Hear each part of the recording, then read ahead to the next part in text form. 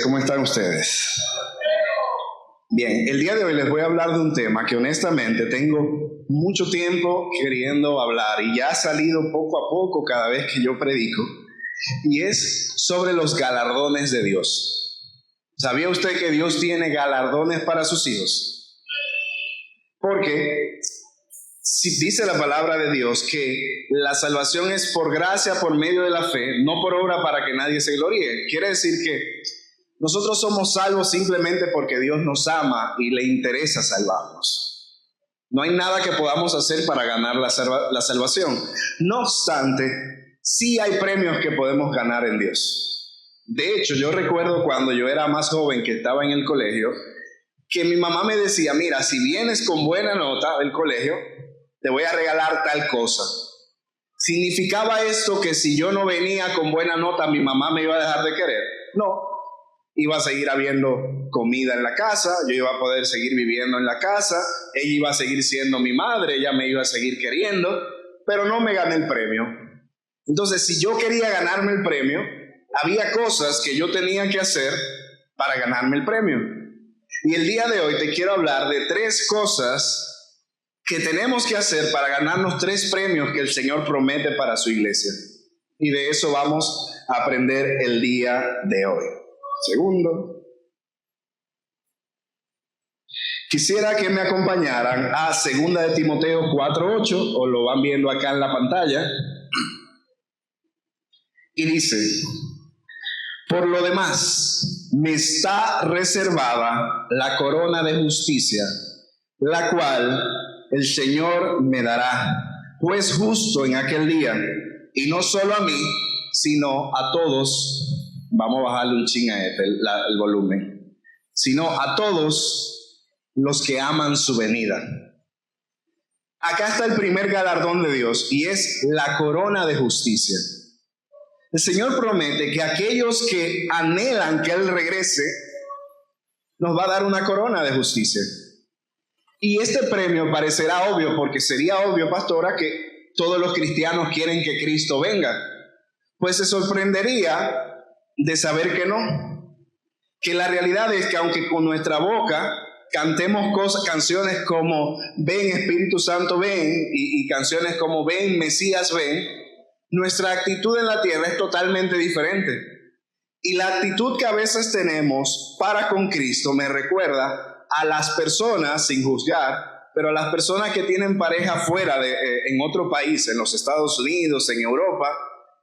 Y por teléfono, tú lo ves que todos los días hablan por teléfono, se envían mensajes, la pareja que está afuera le manda el dinero que tenga que mandarle, se ponen de acuerdo: mira, llévale esto a mamá, reúnete con fulanito, y llevan una relación perfecta mientras él esté allá y ella esté aquí. Pero cuando inmediatamente ese tipo dice: mira, voy para allá, pasame 2 semanas, lo primero que le pasa por la mente a la señora es: ya viene este tipo a joder. Uno que está tan tranquilo aquí. Y muchas veces nuestra actitud para con Cristo es igual.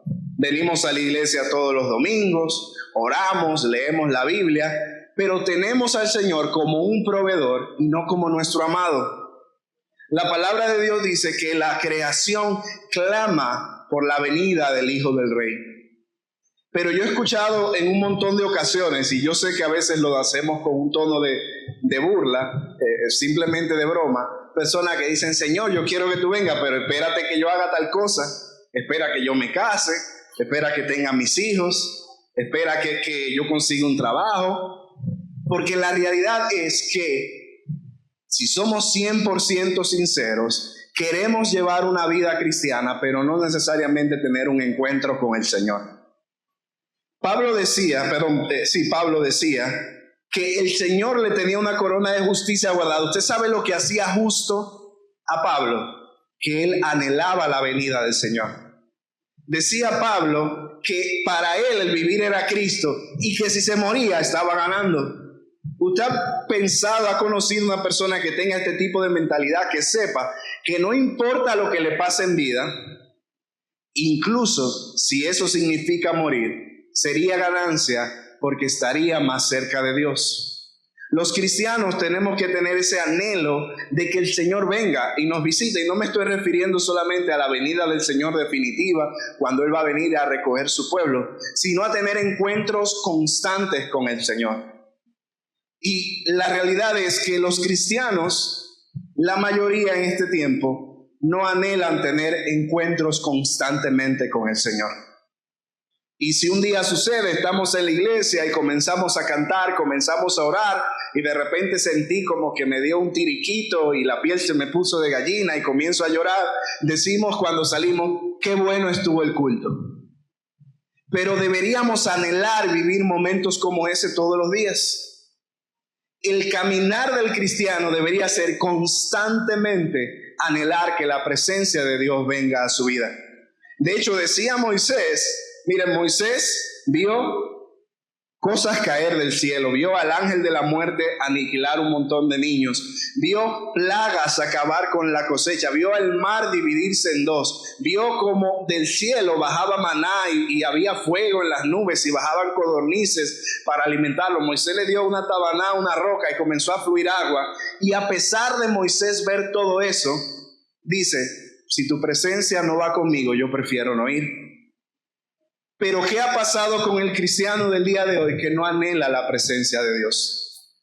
Que su caminar no es, Señor, mira, yo necesito sentirte hoy. Y a veces nos convertimos en álbumes de fotos.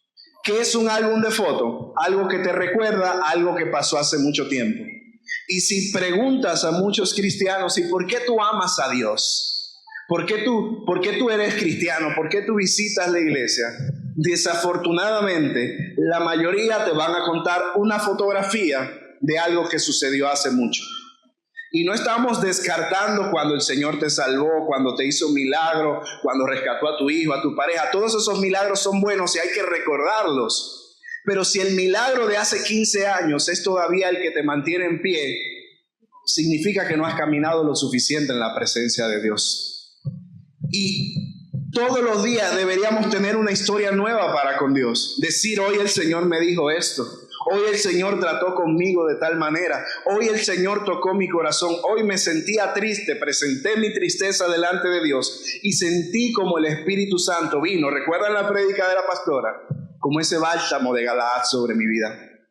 ¿Qué nos está pasando a los cristianos que ya no anhelamos la presencia de Dios? Si viene, pues qué bueno. Pero si no viene, todo sigue igual. Cuando vivimos actividades como estas, como los cultos de los domingos, y nos vamos sin sentir que tuvimos un encuentro con Dios, no debería ser motivo de alegría. Deberíamos sentirnos tristes que hoy no nos conectamos con Dios. Y déjeme decirle que cuando no nos conectamos con Dios no es culpa de Dios. Dios siempre quiere conectarse con su iglesia. De hecho, la razón de enviar a su Hijo Jesús a morir por nosotros es porque Él quería tener comunión continuamente contigo y conmigo. Anteriormente, el pueblo, para poder tener comunión con Dios, tenía que una vez al año sacrificar un cordero o 2 palominos, y esto les permitía una vez al año tener comunión con Dios. Pero Dios manda a su Hijo, y dice la palabra de Dios, como sacrificio único y suficiente para que tú y yo tengamos comunión todos los días con Él. Pero la iglesia no anhela la venida de la presencia del Señor. Y si no nos convertimos en cristianos que estemos sedientos de la presencia de Dios, quizás seremos salvos, pero no nos ganaremos la corona de justicia. Yo creo que uno de los actos de arrepentimiento que tenemos que derramar nuestro corazón constantemente es cuando no anhelamos la presencia del Señor. De hecho, cuenta la palabra de Dios en el libro de Marcos que luego de la muerte de Jesús, 2 de sus discípulos estaban caminando y estaban tristes. Esta es una de las historias que a mí más me fascina en la Biblia por todo lo que oculta detrás. Estos 2 discípulos de Jesús que habían visto, recuerdan las fotografías, habían tenido todas esas fotografías con Jesús, de cuando Jesús sanó al paralítico de Betesda, de cuando Jesús resucitó a Lázaro, de cuando Jesús levantó a la hija de Jairo, de cuando rompieron el techo y le trajeron un paralítico y Jesús lo levantó, de cuando Jesús le escupió en los ojos a un ciego y esto hizo que el ciego volviera a ver. Ellos fueron de los que cargaron las canastas, que vieron que se multiplicaron los panes y los peces para alimentar a 5,000 personas y luego a 7,000 personas. Ellos vivieron todo eso. Pero dice la palabra en el libro de Marcos que un día iban caminando por el camino de Maús y Jesús se les aparece. Y ellos comienzan a hablar con Jesús, pero no se dan cuenta que Jesús está ahí. Y ellos comienzan a contarle que ellos están tristes de todas las cosas malas que les acababan de pasar. Y Jesús le pregunta, ¿pero por qué es que ustedes están tristes? Y ellos dicen, ¿acaso tú no sabes que nos pasó esto, nos pasó aquello, nos pasó lo otro? Y estaban al lado de Jesús. Y cuenta la palabra de Dios que Jesús entonces se sienta con ellos a comer y parte el pan. Y cuando se parte el pan, Jesús desaparece y los discípulos se dan cuenta que todo ese tiempo estuvieron al lado de Jesús. Y ellos se hacen una pregunta, y es que ¿acaso sus palabras no ardían en nuestros corazones? Y muchas veces estamos como estos discípulos que conocemos y hemos vivido todas esas historias de fe, todos esos momentos hermosos en un campamento, en un culto en la iglesia, en una campaña, con una canción, con una prédica que te tocó. Pero cuando llega el momento que necesitas del Señor, que estás triste, que estás pasando por una necesidad, no te das cuenta que el Señor va contigo porque no estás acostumbrado a su presencia. Y estos discípulos no se dieron cuenta que Jesús estaba con ellos. Y como iglesia creo que hemos perdido la capacidad de vivir constantemente buscando su presencia. Y solamente para aquellos que busquen y anhelen constantemente su presencia, está reservada la corona de justicia. Pero hay una segunda corona, y esta corona es bastante interesante. Vamos a Primera de Pedro, capítulo 5. Primera de Pedro, capítulo 5. Del 1 en adelante, y dice, y ahora, déjenme cambiar la versión de la Biblia para leerla la misma que ustedes tienen. Dice, ruego a los ancianos que están entre vosotros, yo, anciano también y testigo de los padecimientos de Cristo, que soy también partícipe de la gloria que será revelada. Apacienten a la grey de Dios que está entre vosotros, cuiden de ella, no por fuerza, sino voluntariamente, no por ganancia deshonesta, sino con ánimo pronto, no como teniendo señorío sobre los que están en su cuidado, sino siendo ejemplos para esta grey. Y cuando aparezca el príncipe de los pastores, recibirán la corona incorruptible de gloria. Esta es una de las promesas más hermosas del Señor, porque esta promesa es dada para aquellos que sirven al pueblo de Dios. Y el Señor promete que aquellos que dedicamos nuestra vida a servir a los hermanos, el príncipe de los pastores, siendo Jesús, nos dará la corona de gloria. Todos los domingos decimos, Señor, derrama tu gloria, y oramos y decimos, Señor, yo quiero sentir tu gloria, y pedimos al Señor que mande su gloria. Pues déjeme decirle que la gloria de Dios se derrama en aquellos que sirven al pueblo de Dios. Y el Señor promete a través de Pablo que aquellos que, primero dice, aquellos que cuiden mis ovejas. Segundo, aquellos que la cuiden con ánimo pronto, no enojados ni queriendo tener ganancia por eso. Y lo tercero que dice, aquellos que la cuiden no enseñoreándose por encima de ellos, o sea, no creyéndose que están por encima de a los que les sirven, sino sirviéndoles como ejemplo al pueblo de Dios. Y estas son tres cosas que todos, absolutamente todos los que estamos aquí podemos hacer. Yo sé que quizás la mayoría aquí dice, bueno, es que yo no me veo siendo predicador, yo no sé cantar, yo no me veo estando en el coro. A mí esa ropa de la danza me quedaría feísima, yo no me veo danzando. Pero todos, no necesariamente dentro de los ministerios que la iglesia tiene establecido, todos tenemos la capacidad de cuidar al hermano, de llamarlo y preguntarle, ¿cómo estás hoy? ¿Necesitas algo? incluso sin preguntarle, aparecerse y decirle, mira, me paré, me vendieron un racimo de plátano y te traje esta mano de plátano para ti. Eso es servir a los hermanos. Pero cuidado con cómo lo hacemos, porque la palabra de Dios dice en este versículo que el Señor al parecer no mira lo que hacemos, sino también la intención con la que lo hacemos. Dice Pablo, no lo que los hacen porque los están obligando. No, yo tengo que hacerlo porque doña Cruz dijo que hay que visitar a los enfermos esta semana. Dauri, que a cada rato vive diciendo que le escriban a los hermanos por WhatsApp a preguntarle cómo le fue en la semana. No, el Señor dice, aquellos que lo hacen con ánimo pronto, que les sale del corazón querer servir a los demás. Para los que es un gozo servir a las personas que tienen a su lado. Usted no lo sabe, pero al lado suyo ahora mismo hay una persona que tiene una necesidad. Y usted dice, ¿y qué va a necesitar Santana? Santana tiene necesidad. Quizás no de lo mismo que usted, pero Santana tiene necesidad. Y Genaro tiene necesidad, y la pastora tiene necesidad, y Paul tiene necesidad, y Jennifer tiene necesidad.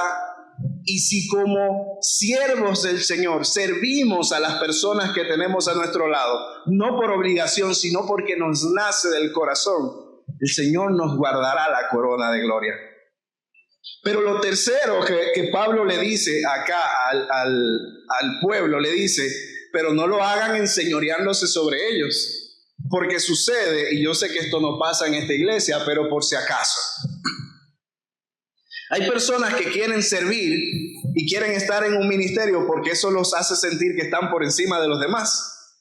Y no, Dauri es mejor que fulanito, porque Dauri está en el coro y Dauri predica y Dauri está en los jóvenes. No, la palabra de Dios manda a Dauri a servir no para estar por encima de los demás, sino para estar por debajo de ellos, para ser ejemplos. Como dicen nuestros pastores, que ellos son alfombras para que nosotros caminemos por encima de ellos. Y esto es bíblico, la palabra de Dios nos manda a servir a los demás, no creyéndonos mayores que ellos, sino creyéndonos siervos de ellos y ejemplos para sus vidas. Y muchas veces anhelamos y decimos, yo estoy loco que me pongan como líder de tal ministerio, porque lo que amamos es el liderazgo y no el servicio. Y decimos, yo estoy loco que me pongan a predicar, porque lo que amamos es ser vistos y no impactar a los demás. Y decimos, ojalá Dauri me ponga a cantar una canción a mí solo, porque lo que amamos es los aplausos y no ministrar. Pero Pedro habla acerca de la corona de gloria, no para aquellos que sirven por los beneficios que reciben, sino por el hecho mismo de ánimo pronto de servir a las personas que nos rodean. Y quizás algo que usted debería hacer es a la persona que le tiene al lado, por lo menos cójale el WhatsApp. Escríbanle en la semana, pregúntele, ¿estás bien? ¿Necesitas oración? ¿Hay algo que necesites? Estoy a la orden si necesitas algo. Y créanme, no siempre podemos ayudar a la medida que los demás esperan, pero siempre podemos ayudar. Usted no se imagina la cantidad de veces que en días difíciles un hermano de acá de la iglesia se apareció de la nada y ayudó a mi familia. Me ayudó a mí. Yo me fui a España y estuve un año por allá y había momentos donde yo no tenía un chele y no tenía dinero para el pasaje, no tenía dinero para la comida, en el trabajo no me habían pagado todavía, y de repente alguien me decía, hey Dauri, ¿cómo tú estás? Te puse $50 en la cuenta, y de eso yo vivía, porque siempre hay algo que podemos hacer por los demás. Y aquellos que dedicamos nuestra vida a servir al pueblo de Dios, la palabra de Dios dice que nos tiene reservada una corona que es incorruptible de gloria, que no hay nada que la pueda romper. Y el Señor es tan solícito con relación a servir a los demás, que la Biblia está llena de versículos donde el Señor no es que nos sugiere servir a los demás, sino que nos manda servir a los demás. Dice el mismo Pedro en 2 de Pedro 2:10, cada uno según la multiforme gracia de Dios que está en ustedes, sirva a los demás, porque esto glorifica a Dios. ¿Usted quiere glorificar a Dios con su vida? Sirva al hermano que le queda a su lado. No se sienta mayor que el que está al lado. Las iglesias y grupos como estos tienen características, y es que hay un montón de personas diferentes. Hay personas que quizás hicieron un primero, segundo de primaria, hay otros que fueron a la universidad y estudiaron mucho.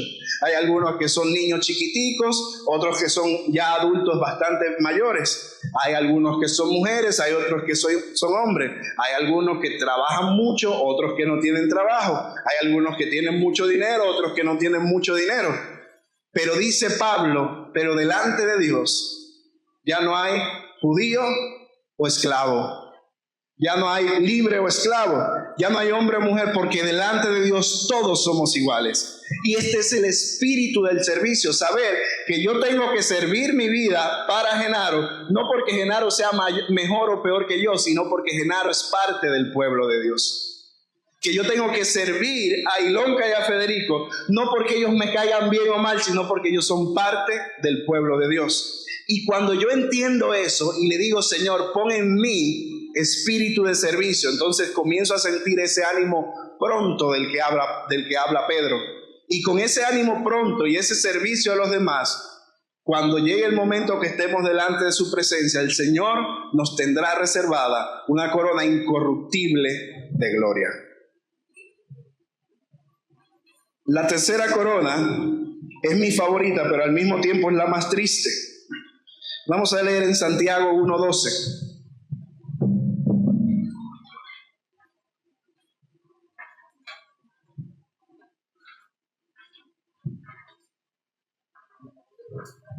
Santiago 1:12. Y dice: bienaventurado el varón que soporta la tentación, porque cuando haya resistido la prueba, recibirá la corona de vida que Dios ha prometido a los que le aman. Esta corona es una de las coronas más interesantes, la corona de la vida, porque está prometida para personas que cumplan dos condiciones. La primera, resistir la tentación. ¿Qué dice la palabra de Dios acerca de las tentaciones? Primero, las tentaciones no vienen de afuera. No es que usted sale ahí por la calle y dice, es que ya en este mundo no se puede andar, mira cómo anda la gente en la calle, y tanta tentación, y tanta bebida, y tanta droga, y tanta música mala, y tantas mujeres de tal tipo. No, dice la palabra de Dios que el hombre peca cuando de sus propios deseos es atraído. Entonces, lo primero que yo tengo que hacer para garantizarme ganarme esta corona es decirle, Señor, como decía David, examíname y dime si hay en mí camino de maldad. Una de las cosas que creo que hemos perdido la capacidad de hacer es de pedirle al Señor que nos verifique. Incluso los que tienen una vida de oración constante van delante del Señor a decirle, Señor, hola, ¿cómo estás? Te amo, Padre, y todo eso está bien. O a decirle, mira, Señor, tengo esta necesidad, tengo este problema, ayúdame. Y eso también está bien. Pero tiene que haber un momento donde vamos delante del Señor y decimos como David, examíname. Déjame saber, Señor, si hay cosas dentro de mí que ni siquiera yo estoy viendo que me están llevando a fallarte. Porque lo que te lleva a fallarle a Dios nunca es culpa del otro, es culpa de las cosas ocultas en nuestro corazón. Y tenemos que presentarnos delante de Dios todos los días y decirle, Señor, revélame si hay en mí alguna actitud, algún pensamiento, algún sentimiento, alguna forma de ser que no te agrada, que me está llevando a caer constantemente en tentaciones que no te honran, Señor. Y la palabra de Dios dice en Santiago que esta corona está reservada primero para aquellos que resisten la tentación. Dice aquí para aquellos que vencen la tentación. No, porque el Señor sabe que no somos perfectos. Y por eso tenemos abogado para con el Padre, Jesucristo el justo. Y tenemos el Espíritu Santo que va a ir poniendo en nosotros el querer como el hacer para hacer la voluntad de Dios. Pero el paso que depende de nosotros no es la victoria, porque del Señor es la victoria. En su momento el Señor te dará la victoria sobre el chisme, sobre la pornografía, sobre la infidelidad, sobre el robar, sobre cualquier tentación en la que estés cayendo constantemente. En su momento el Señor te dará la victoria, porque la victoria es del Señor. Ahora, lo que sí depende de ti y de mí es resistir. Es saber que estamos andando en caminos que al Señor no le agrada y que constantemente tenemos que ir delante de Él y decirle, Lo hice otra vez. Pero ustedes sabían que hay personas que hay conversaciones que no tienen con Dios. Le decimos de todo a Dios. Mira, Señor, que tú sabes que la casa viene por ahí, no tengo dinero. Y le decimos al Señor si tenemos problema económico. Señor, mira a mi esposa que está haciendo esto. Y le decimos al Señor si tenemos problema con la esposa. Pero hay conversaciones que hemos sacado de nuestras oraciones porque creemos que son casos perdidos. Ya, si somos personas mentirosas, ¿hace cuánto no le oras al Señor pidiéndole que te ayude a dejar de mentir? Si eres un hombre o una mujer infiel, ¿hace cuánto que no llevas delante de la presencia de Dios esa debilidad y le dices, Señor, ayúdame a ser fiel? Si eres alguien que desafortunadamente roba o que habla mal de los demás o que chismea, todos esos pecados que son tentaciones, ¿hace cuánto que en tus oraciones no está presentar esa debilidad delante de Dios?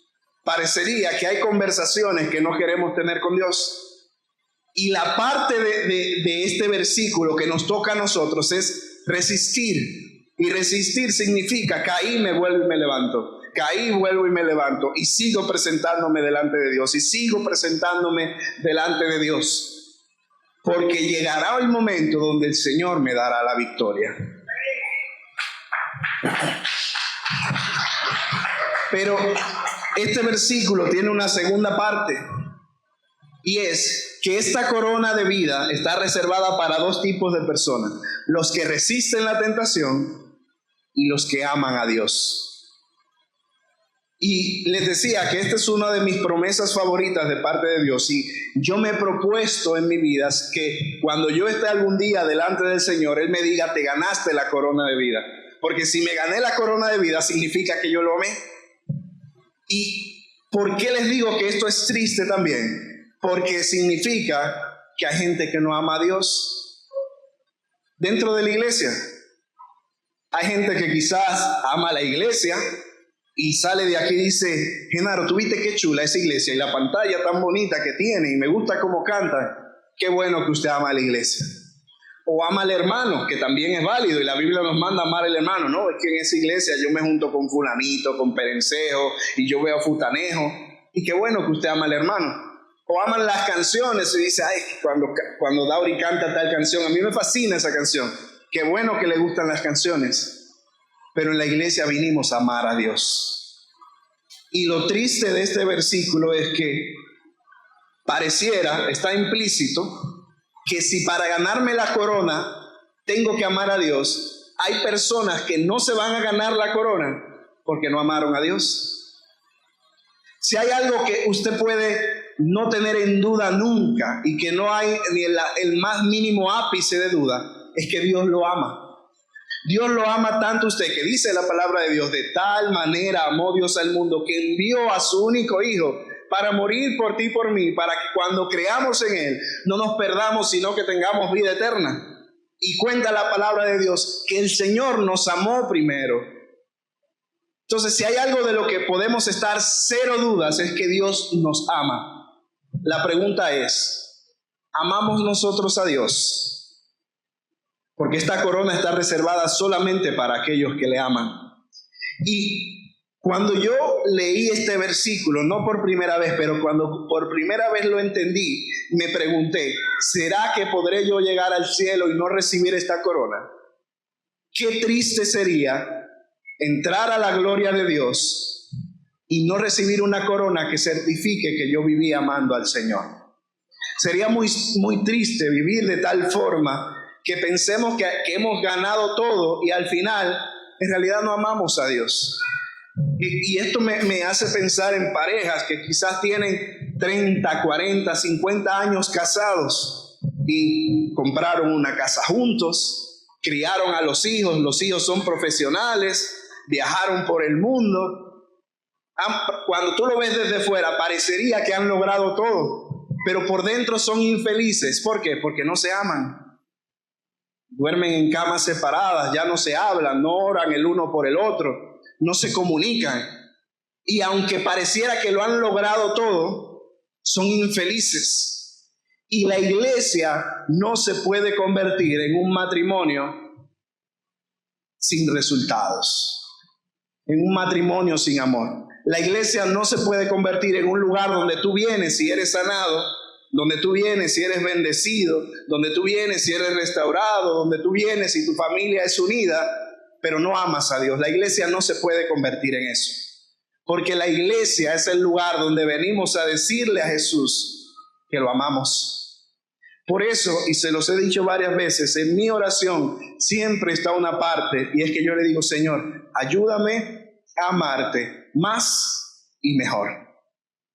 ¿Qué es amar al Señor más y mejor? Bueno, amarlo más es que yo me sienta todos los días más enamorado de Dios. Que yo todos los días diga: es que hoy yo amo más a Dios que ayer. Es que hoy yo haría más por Dios que lo que hacía ayer. Es que hoy yo le daría más a Dios de lo que le hubiese dado ayer, porque hoy lo amo más. Pero ¿qué es? Y esta es la parte más interesante. ¿Qué es amarlo mejor? Porque déjeme decirle que hay mucha gente que lo ama todos los días más, pero no necesariamente todos los días mejor. ¿Qué es amar mejor al Señor? La palabra de Dios dice: quien me ama, guarda mis mandamientos.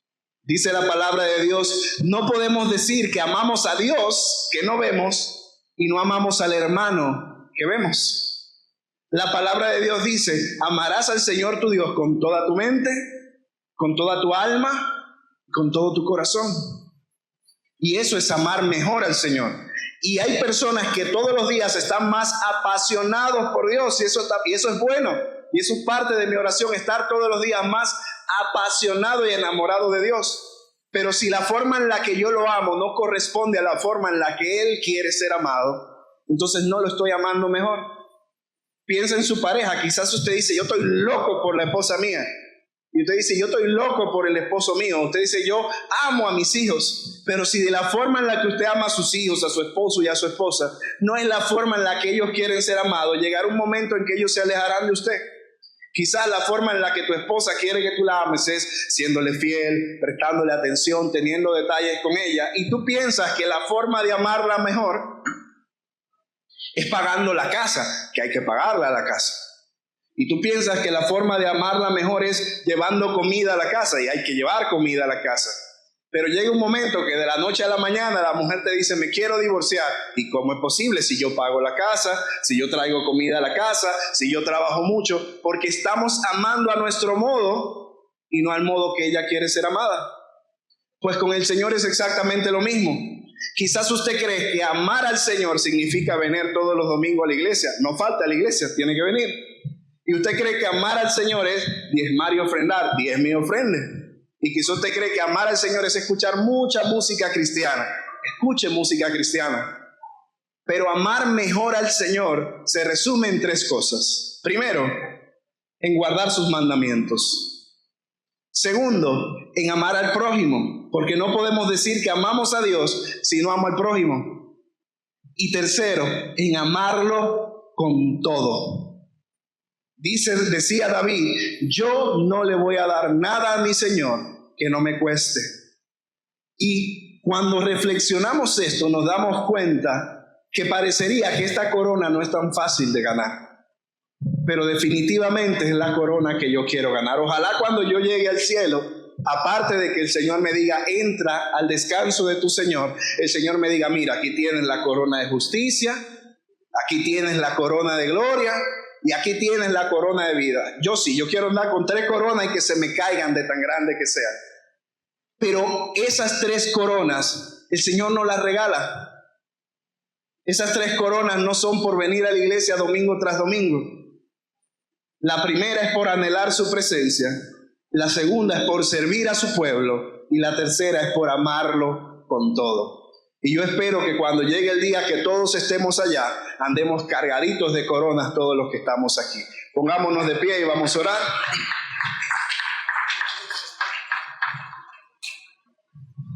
Señor, te damos gracias porque tú eres bueno, porque tú eres justo, porque tú eres glorioso, Padre. Ayúdanos, Padre, a ganar estas coronas. Tú sabes que quizás no tenemos las fuerzas suficientes